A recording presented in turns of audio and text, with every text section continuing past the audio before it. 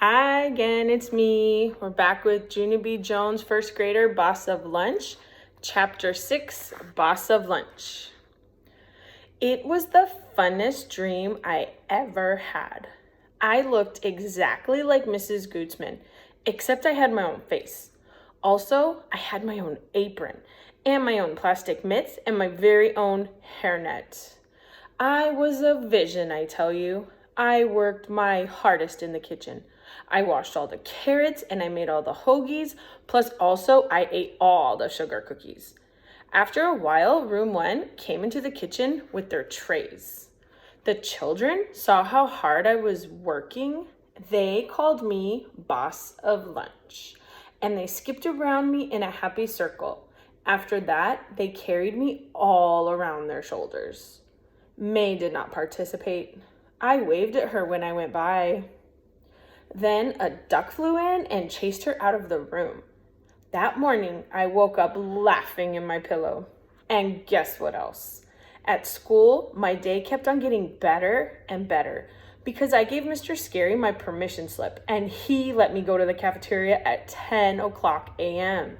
And so I hardly even did much work. Mrs. Gootsman was delighted to see me again. She said I could start helping her very soon. But first, she wanted to show me around the kitchen. It was the hugest kitchen I ever even saw. It was a kitchen like a giant would have. Look at how big everything is, Mrs. Gootsman. Look at the big dishwasher over there. And look at those big refrigerators. And whoa, look at those big sinks and that big giant freezer. I kept looking. And look at that big can opener, and look at this big floor we're standing on, and look at these big walls, and that big light switch, and those big... Mrs. Gootsman interrupted me.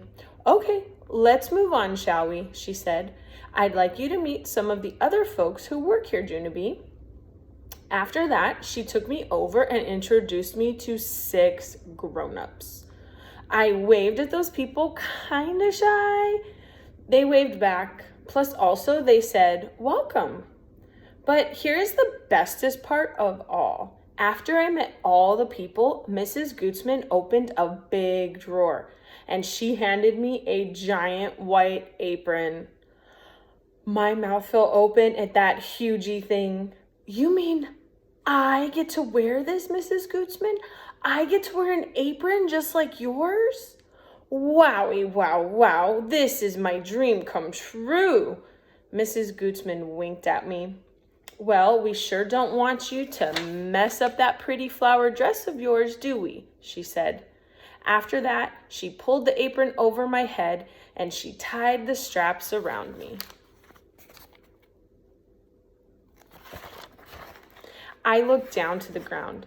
The apron came down to my shoes almost. I twirled and twirled all around.